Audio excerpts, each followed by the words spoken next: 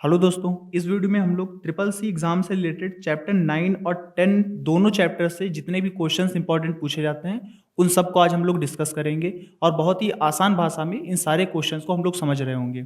इस वीडियो में आप 30 से भी ज़्यादा क्वेश्चंस को समझ पाएंगे। जितने भी ऑप्शंस दिए गए हैं उनको भी हम लोग अच्छे से समझेंगे कि उनका मतलब क्या होता है, कौन सा ऑप्शन सही है, इसको कैसे हम लोग पता लगाएंगे एग्जाम के टाइम पर, उसको भी आप अच्छे से सीख जाएंगे। स्टार्ट करते हैं आज की क्लास। सबसे पहला देखिए क्वेश्चन दिया गया है, निम्नलिखित में से कौन सा IoT डिवाइसेस का मुख्य उद्देश्य होता है। मतलब IoT इंटरनेट ऑफ थिंग्स जो हमारे पास होती है जिसमें कई सारे डिवाइसेस आपस में कनेक्ट होते हैं, उनका मेन वर्क क्या होता है, किस लिए हम उनको मेनली यूज करते हैं।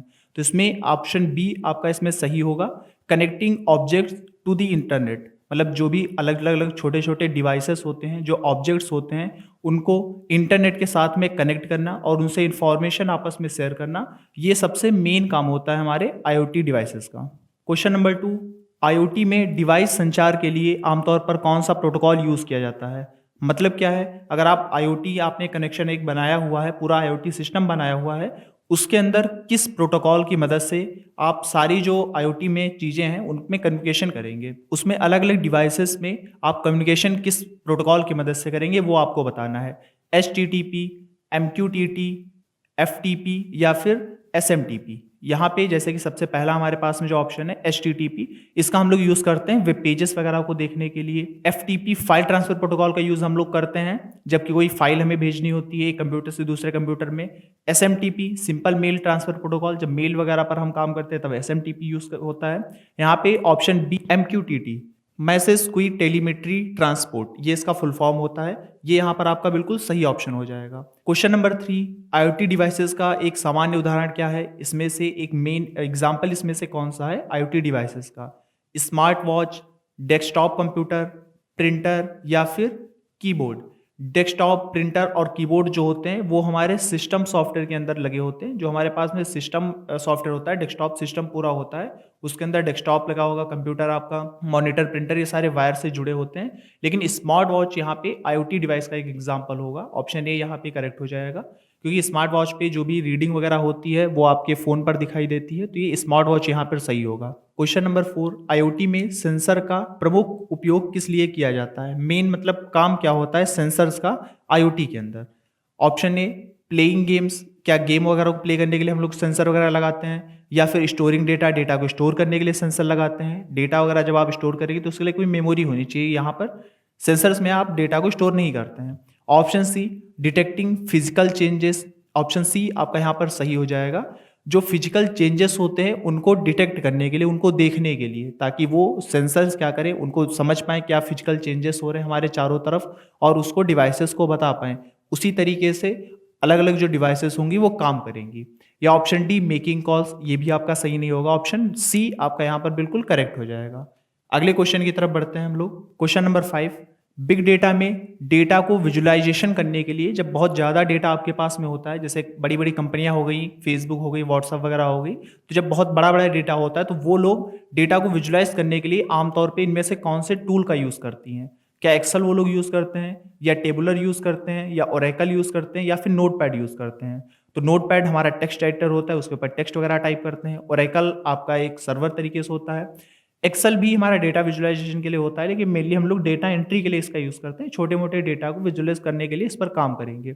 ऑप्शन बी आपका बिल्कुल सही हो जाएगा। यहाँ पे टेबुलर जो है ये डेटा विजुअलाइजेशन के लिए यूज़ किया जाता है। ऐसे ही अलग अलग चैप्टर्स के क्वेश्चन आंसर आप हमारे यूट्यूब चैनल से देख सकते हैं। अलग अलग क्वेश्चंस भी दिए गए हैं अलग अलग चैप्टर के बेस पर, और अलग अलग चैप्टर की थ्योरी भी बहुत अच्छे से समझाई गई है। तो उसको अगर आप लोग कंप्लीट कर लेंगे तो श्योर है कि आप ट्रिपल सी आसानी से पास कर सकते हैं। बढ़ते हैं अगले क्वेश्चन की तरफ। क्वेश्चन नंबर 6, बड़े डेटा सेट्स का विश्लेषण करने के लिए छुपे हुए पैटर्न को खोजने की प्रक्रिया को क्या कहते हैं। जैसे बहुत बड़ा डेटा हमारे पास में है, उसमें से कुछ पैटर्न्स हमें ढूंढने हैं कि इस पैटर्न से क्या हो रहा है, हम कब कौन सा सामान हमें लाना चाहिए, कब नहीं लाना चाहिए। तो इसमें से उसको हम क्या बोलेंगे, उस नेम को हम लोग क्या कहेंगे। डेटा माइनिंग, या फिर डेटा डिलेशन, या फिर डेटा हाइडिंग, या फिर डेटा फॉर्मेटिंग। डेटा फॉर्मेटिंग होता है जब आप किसी चीज़ को, अपना जो डेटा है उसमें फॉर्मेटिंग करें, कुछ उसमें कलर वगैरह दे दें, अलग से चेंजेस कर दें, बताने के लिए कि डेटा हमारा अलग है, उस टाइम पे डेटा फॉर्मेटिंग हम लोग करते हैं। डेटा हाइडिंग, जब हमें कुछ डेटा हाइड करना होता है, छिपाना होता है, वहाँ पर यूज़ करते हैं। डेटा डिलीशन का मतलब होता है डेटा को आप डिलीट करना है। ऑप्शन ए आपका बिल्कुल सही होगा, डेटा माइनिंग। माइनिंग मतलब होती है खुदाई करना, तो यहाँ पे डेटा माइनिंग हम लोग करेंगे ताकि छुपे हुए पैटर्न को ढूंढ पाएँ कि किस पैटर्न पर क्या काम हो रहा था, उसको ढूंढने के लिए डेटा माइनिंग यहाँ पर यूज़ किया जाता है। ये टर्म हम लोग यूज़ करेंगे। अगला क्वेश्चन है क्वेश्चन नंबर 7, निम्नलिखित में से कौन-सी एक कंपनी क्लाउड सेवाओं की अग्रणी प्रदाता है? मतलब कि इनमें से जो यहाँ पे ऑप्शंस दिए गए हैं माइक्रोसॉफ्ट एज़ूर, एडोब, ओरेकल फॉर्म्स या फिर कोरल ड्रॉ, इनमें से कौन-सी एक कंपनी है जो हमें क्लाउड सर्विसेज देती है? यहाँ पे ऑप्शन ए आपका सही होगा। माइक्रोसॉफ्ट एज़ूर जो है ये आपको क्लाउड सर्विसेज देती है। इसी तरीके से अमेज़न वेब सर्विसेज हो गई, वो भी क्लाउड सर्विसेज देती है। वहाँ पे आप अपना डेटा सेव रख सकते हैं, कोई भी आपके डेटा को वहाँ से एक्सेस कर पाएगा, लेकिन आपको कुछ रुपए पे करने होंगे। ऐसे ही माइक्रोसॉफ्ट एज़ूर भी आपको पेड वर्ज़न देता है। एडोब हमारे पास एडोब प्रीमियम वगैरह एडोब कंपनी है जिसके अलग-अलग सॉफ्टवेयर्स वगैरह आते हैं। ओरेकल एक आपका सॉफ्टवेयर होता है, कोरल ड्रॉ आपका सॉफ्टवेयर होता है जिस पे आप अलग-अलग तरीके से फॉर्म वगैरह डिज़ाइन करते हैं, तो ऑप्शन ए आपका बिल्कुल सही होगा। क्वेश्चन नंबर 8 की तरफ बढ़ते हैं। क्लाउड कंप्यूटिंग जो होती है, उसमें उपयोगकर्ताओं को क्या करने की अनुमति देता है? क्लाउड कंप्यूटिंग की मदद से मतलब हम क्या कर सकते हैं, क्या अलाउ किया जाता है क्लाउड कंप्यूटिंग की मदद से? यहाँ पे ब्राउज़ फाइल्स ओनली, क्या हम सिर्फ फाइल्स को हम सिर्फ ब्राउज़ कर सकते हैं, देख सकते हैं? नहीं, ये गलत होगा answer. Access data remotely, data को रिमोटली एक्सेस करना, ऑप्शन बी आपका यहाँ पर सही हो जाएगा। नंबर सी में कहा गया है कनेक्ट प्रिंटर्स ओनली, प्रिंटर्स को कनेक्ट करना, ये भी गलत है। फॉर्मेट हार्ड ड्राइव्स को फॉर्मेट करना, ये भी आपका गलत है। ऑप्शन बी आपका बिल्कुल सही होगा, access data remotely. Question number 9, निम्नलिखित में से कौन सा क्लाउड कंप्यूटिंग का एक लाभ है? Which of the following is benefit of cloud computing? इसमें से मतलब अगर क्लाउड कंप्यूटिंग यूज कर रहे हैं तो इसमें से कौन सा हमें एक बेनिफिट मिलता है? क्या एक्सपेंसिव हार्डवेयर मिल जाते हैं? ये ऑप्शन गलत होगा, हमें एक्सपेंसिव हार्डवेयर नहीं मिलते अगर क्लाउड कंप्यूटिंग पे काम करेंगे।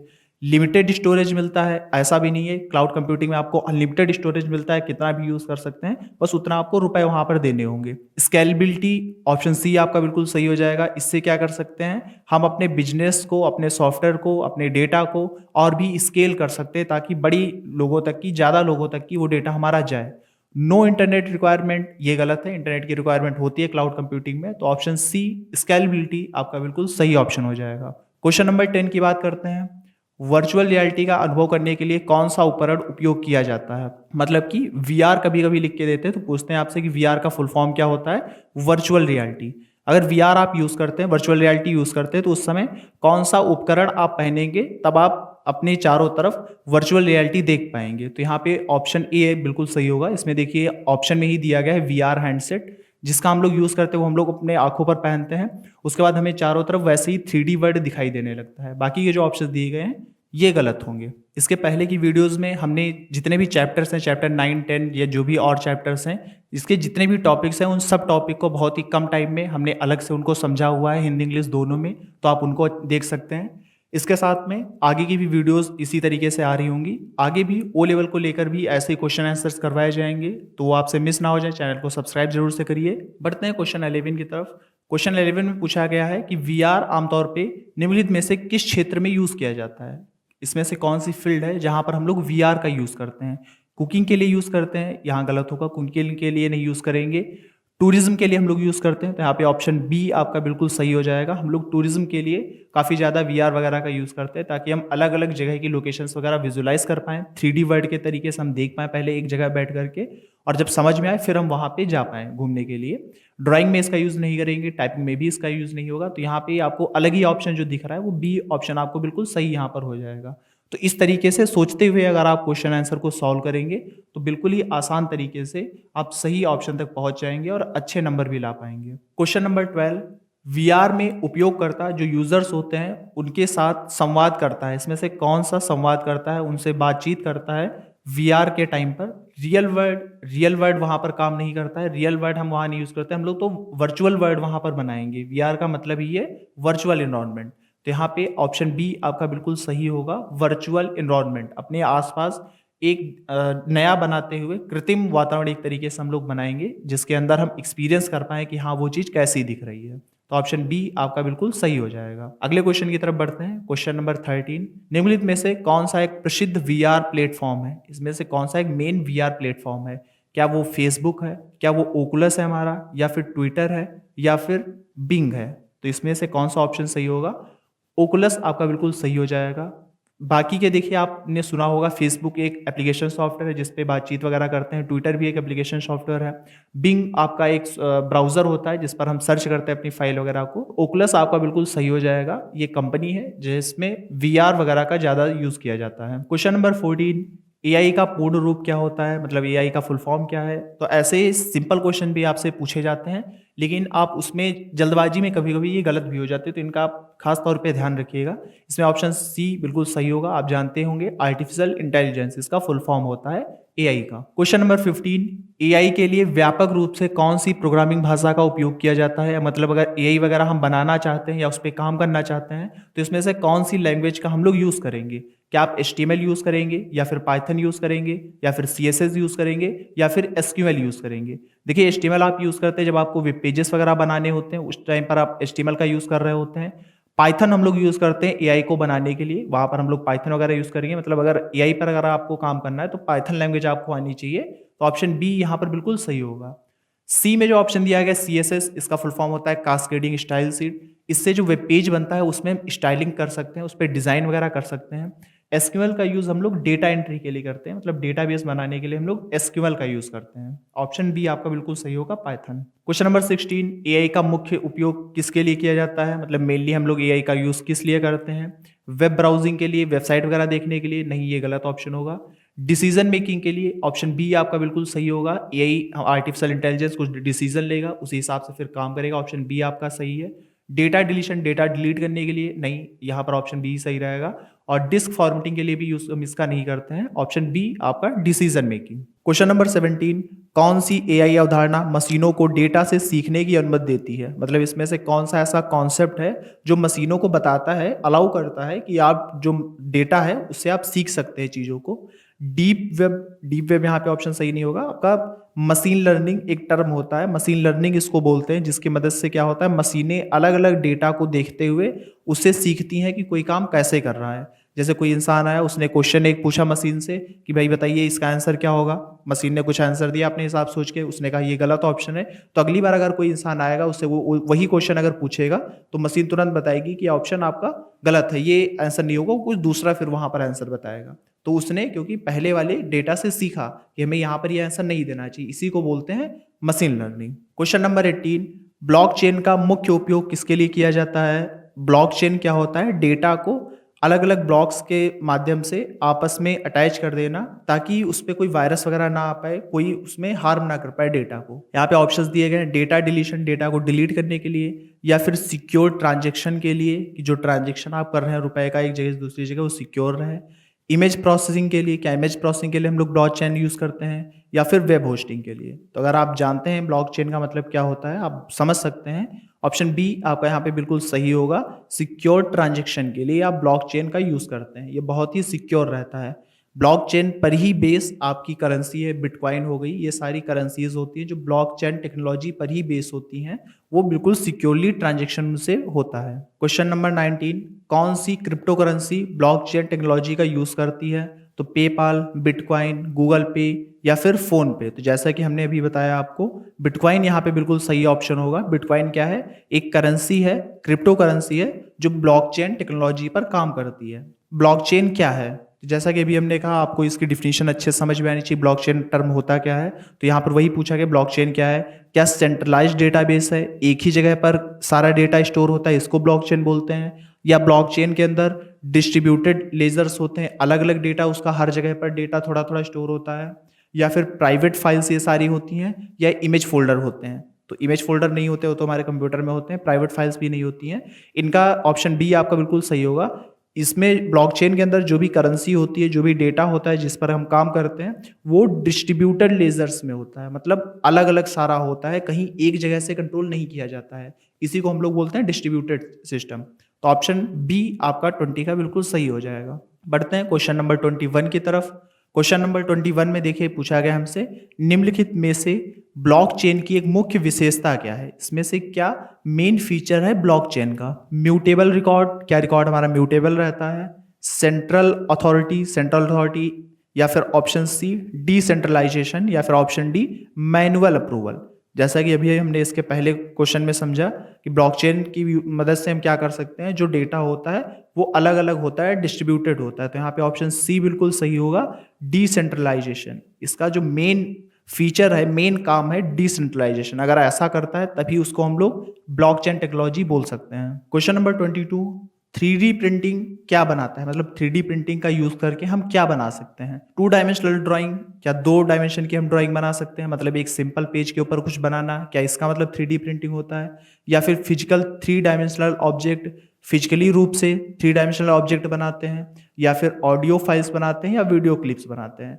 तो यहाँ पे 3D प्रिंटिंग का मतलब ही होता है 3 डायमेंशनल प्रिंटिंग, मतलब 3 डायमेंशन में प्रिंटिंग होनी चाहिए। मतलब हम 3D प्रिंटिंग का यूज करके कोई ऐसा ऑब्जेक्ट बना सकते हैं जिसके 3 डायमेंशन हो। 3 डायमेंशन का मतलब उसमें लंबाई भी हो, ऊंचाई भी हो और चौड़ाई भी हो, मतलब जिसको हम उठा सके, हाथ में पकड़ सके, ऐसा हम कोई ऑब्जेक्ट बनाए, तो यही हमारा 3D प्रिंटिंग होता है। तो ऑप्शन बी बिल्कुल सही होगा, फिजिकल 3 डायमेंशनल ऑब्जेक्ट्स। यहाँ पे ऑप्शन बी आपका बिल्कुल सही हो जाएगा। क्वेश्चन नंबर 23, 3D प्रिंटिंग में सामान्यतः कौन सी सामग्री का उपयोग किया जाता है, मतलब मेनली हम लोग 3D प्रिंटिंग में क्या यूज करते हैं।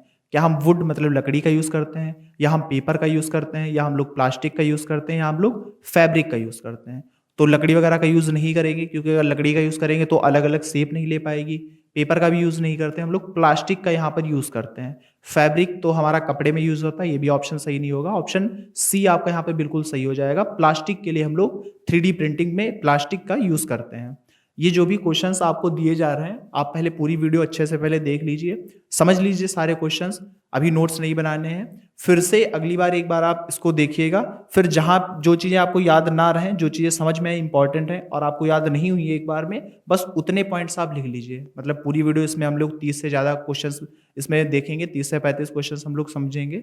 तो उसमें से आप मुश्किल से 10 से 12 क्वेश्चन सिर्फ आप लिखिए जो इंपॉर्टेंट आपको लगे, बाकी लिखने की जरूरत नहीं है। जैसे यहाँ पर चीज़ें दी गई हैं कि इनमें से क्या यूज़ करते हैं, तो हम लोग प्लास्टिक यूज़ करेंगे। तो ये अगर आपको समझ में आ गई चीज़ अच्छे से, आपको गलती नहीं होगी ऑप्शंस को देखते हुए आगे, तो आप ये नहीं नोट करिएगा, आगे वाले क्वेश्चंस को नोट करेंगे। क्वेश्चन नंबर 24, 3D प्रिंटिंग में सामान्यतः कौन सा फाइल फॉर्मेट उपयोग किया जाता है, मतलब 3D प्रिंटिंग के लिए जो हम लोग फाइल वगैरह बनाते हैं उसका एक्सटेंशन नेम कौन सा होता है। जैसे कि हमारे पास इमेज वगैरह होती है, उनका एक्सटेंशन नेम होता है .jpg, .gif, .png। फोटो वगैरह के एक्सटेंशन नेम होते हैं .mp3 हमारी फाइल होती है जिसमें ऑडियो वगैरह की फाइल्स होती हैं। .doc डॉक्यूमेंट वाली फाइल्स हमारी doc की होती हैं। .xls ये एक्सेल की फाइल फॉर्मेट होता है। लेकिन .stl स्टेरियो लिथियोग्राफी इसका फुल फॉर्म होता है, ये हमारी 3D प्रिंटिंग की फाइल्स होती है। तो ये आपको नाम बहुत अच्छे से याद रखना है, .stl स्टीरियो लिथियोग्राफी, ये इसका फुल फॉर्म होता है। यहाँ पे ऑप्शन बी आपका बिल्कुल सही हो जाएगा। क्वेश्चन नंबर 25, साइबर सुरक्षा किससे संबंधित है, मतलब साइबर सिक्योरिटी इसमें से किसके साथ डील करती है। फिजिकल सेफ्टी, या क्या ये फिजिकल सेफ्टी करती है साइबर सुरक्षा, तो ये गलत होगा, फिजिकल सेफ्टी नहीं करती है। डेटा एंड नेटवर्क प्रोटेक्शन बनाए रखने के लिए साइबर सिक्योरिटी का यूज किया जाता है। ऑप्शन सी में दिया गया है रोड सेफ्टी, तो रोड सेफ्टी में भी ये काम नहीं आता है। या प्रिंटिंग सिक्योरिटी, तो प्रिंटिंग सिक्योरिटी में भी काम नहीं आएगा। ऑप्शन बी यहाँ पर बिल्कुल सही हो जाएगा, data and network protection. Question number 26, एक मजबूत पासवर्ड में क्या होना चाहिए, मतलब अगर आप एक स्ट्रॉन्ग पासवर्ड बना रहे हो तो उसमें क्या क्या चीज़ें होनी चाहिए। क्या सिर्फ उसमें लेटर्स होना चाहिए, या सिर्फ उसमें नंबर्स होनी चाहिए, या लेटर नंबर और सिंबल्स कई सारी चीज़ें होनी चाहिए, या सिर्फ आप अपना नाम वहाँ पर यूज़ करेंगे। तो ऑप्शन सी बिल्कुल सही होगा, आप अपना पासवर्ड बनाते टाइम लेटर नंबर और सिंबल्स का यूज़ करें, तभी आप कोई पासवर्ड बनाएं। जैसे ईमेल वगैरह का पासवर्ड बनाते हैं वहाँ पर की बात की जा रही है। क्वेश्चन नंबर 27, निम्नलिखित में से कौन सा एक सामान्य साइबर खतरा है, इसमें से कौन सा एक साइबर खतरा है। क्या फॉर्मेटिंग एक साइबर खतरा होता है, नहीं, इसकी मदद से तो जो फाइल्स वगैरह होती हैं उनमें हम लोग कलर वगैरह करते हैं ताकि और अच्छी दिखाई दें। हैकिंग, ये आपका बिल्कुल सही ऑप्शन होगा, हैकिंग एक हमारा साइबर खतरा होता है जिसकी मदद से कोई भी हमारे सिस्टम को, हमारी जो डिवाइस होती है उसको हैक कर सकता है और अपने तरीके से चला सकता है। ऑप्शन सी में प्रिंटिंग दिया गया, तो ये भी साइबर खतरा नहीं है, या डुप्लीकेशन भी साइबर खतरा नहीं होता है। अगले क्वेश्चन की तरफ बढ़ते हैं। क्वेश्चन नंबर 28, कौन सा सॉफ्टवेयर कंप्यूटर को वायरस से बचाता है, मतलब इनमें से कौन से ऐसे सॉफ्टवेयर्स हैं जो हमें वायरसेस वगैरह से, मैलवेयर वगैरह से बचाएंगे। MS पेंट, तो MS पेंट आपका सही ऑप्शन नहीं है। MS पेंट की मदद से हम लोग पेंटिंग का काम करते हैं, कुछ कुछ चीज़ें पेंट कर सकते हैं। VLC प्लेयर भी नहीं होगा, इसमें तो वीडियो वगैरह हम लोग प्ले करते हैं इस पर। एंटीवायरस आपका बिल्कुल सही हो जाएगा। ये वायरस से प्रोटेक्ट करता है, इसीलिए उसको एंटीवायरसेस बोलते हैं। ऐसे जो भी सॉफ्टवेयर्स होते हैं जो वायरस से हमें प्रोटेक्ट करते हैं, जैसे कि फायरवॉल आपका हो गया, ये एंटीवायरस बोले जाते हैं। गूगल क्रोम भी नहीं होगा। गूगल क्रोम हमारा एक वेब ब्राउज़र है जिस पर हम अपने जो वेब पेजेस वगैरह होते हैं उनको लोड करके देखते हैं। वहीं गूगल जो सिर्फ गूगल है वो सर्च इंजन होता है। क्वेश्चन नंबर 29, फिशिंग एक हमला विधि है, मतलब फिशिंग एक मेथड होता है हमला करने का हमारे डिवाइसेस पे। तो इसका उपयोग किस लिए किया जाता है? जो फिशिंग है उसका हम लोग उपयोग किस लिए करते हैं? Speed up the computer, computer की स्पीड बढ़ाने के लिए। ये गलत है। फिशिंग मतलब होता है स्टील पर्सनल इंफॉर्मेशन, आपकी पर्सनल इंफॉर्मेशन को चोरी करने के लिए हम लोग फिशिंग यूज करते हैं। मतलब हम उस पर हमला करेंगे आपके डिवाइस पर ताकि आपकी पर्सनल इंफॉर्मेशन चोरी कर पाए, तो इसको हम लोग क्या बोलेंगे कि फिशिंग बोलेंगे, कि हमारे डिवाइस के साथ फिशिंग की गई है। ऑप्शन सी में दिया गया इंस्टॉल गेम्स, तो गेम्स इंस्टॉल करना ये भी सही नहीं है। अपग्रेड मेमोरी, ये भी ऑप्शन सही नहीं है। ऑप्शन बी आपका बिल्कुल सही ऑप्शन हो जाएगा। क्वेश्चन नंबर 30 की तरफ बढ़ते हैं। एआई में नेचुरल लैंग्वेज प्रोसेसिंग, जिसकी फुल फॉर्म होती है एनएलपी, इसी की फुल फॉर्म में नेचुरल लैंग्वेज प्रोसेसिंग की फुल फॉर्म होती है एनएलपी, ये भी आपसे पूछा जाता है। इनमें से किससे संबंधित है? क्या वो वॉइस एंड लैंग्वेज अंडरस्टैंडिंग से संबंधित है? तो ये बिल्कुल सही ऑप्शन है। एआई में जो एनएलपी होता है, नेचुरल लैंग्वेज प्रोसेसिंग, इसका मतलब होता है कि वॉइस और लैंग्वेजेस को अंडरस्टैंड करे आपका एआई और उसकी मदद से काम करे। अगले भी ऑप्शंस देख लेते हैं। सर्किट डिजाइनिंग, क्या सर्किट को डिजाइन करता है? तो ये भी नहीं होगा। इमेज रिसाइजिंग, इमेज को रिसाइज करता है, ये भी सही नहीं है। ऑप्शन डी में दिया गया हार्डवेयर रिपेयरिंग, हार्डवेयर रिपेयरिंग भी नहीं करता है। तो एनएलपी का फुल फॉर्म है नेचुरल लैंग्वेज प्रोसेसिंग। तो इस तरीके से अगर आपको याद रहेंगी चीजें, ऑप्शंस आप अच्छे से देखेंगे तो आगे कर पाएंगे। कुछ और भी क्वेश्चंस हैं, उनको भी देख लेते हैं। निम्नलिखित में से किसका उपयोग हम लोग सुरक्षित ऑनलाइन संचार के लिए करते हैं? मतलब अगर हमें सिक्योरली कोई ट्रांजेक्शन करना है तो इसमें से किस हम प्रोटोकॉल का यूज करेंगे, किस चीज का यूज करेंगे? क्या हम HTTP, FTP, HTTPS या SMS का यूज करेंगे? तो यहाँ पे ऑप्शन सी आपका सही है। कई बार क्वेश्चंस में हमने ये चीजें बताई है, ऐसे क्वेश्चंस आपसे काफी ज्यादा पूछे जाते हैं। HTTPS का हम लोग यूज करते हैं। हाइपर टेक्स्ट ट्रांसफर प्रोटोकॉल का हम लोग यूज करते हैं secure, hyper text transfer protocol, S से सिक्योर, जिसकी मदद से हम लोग सिक्योरली अपने ट्रांजेक्शन को कर सकते हैं। लास्ट क्वेश्चन 32, साइबर सुरक्षा में फायरवॉल का उपयोग किस लिए किया जाता है? जैसा कि अभी हमने इसके पहले समझा था, फायरवॉल एक एंटीवायरस है जिसका हम लोग उपयोग क्यों करते हैं? ताकि हम अपने जो वायरसेस वगैरह हैं उनको डिवाइसेस से दूर रख पाए। तो ब्लॉक अनऑथराइज्ड एक्सेस, कोई भी अनऑथराइज्ड पर्सन, कोई भी ऐसा पर्सन जिसके पास उसकी अथॉरिटी ना हो डिवाइस की, वो कोई भी काम हमारे डिवाइस से, हमारे सॉफ्टवेयर से ना करा पाए, कोई भी चीजें चोरी ना कर पाए, इसलिए हम लोग फायरवॉल का यूज करते हैं। तो ऑप्शन सी बिल्कुल सही हो जाएगा। उम्मीद है आपको ये सारे क्वेश्चंस बहुत अच्छे से समझ में आए होंगे। सेम ऐसे ही क्वेश्चन आपसे ट्रिपल सी के एग्जाम में भी पूछे जाते हैं और ऐसे ही क्वेश्चन आपके ओ लेवल एग्जाम में भी पूछे जाते हैं। पहले की वीडियोस भी आप देख सकते हैं, इसके आगे भी ऐसी वीडियोस आती रहेंगी ट्रिपल सी और ओ लेवल को लेकर भी। तो चैनल को सब्सक्राइब करना ना भूलिएगा। मिलते हैं नेक्स्ट वीडियो में। Thank you.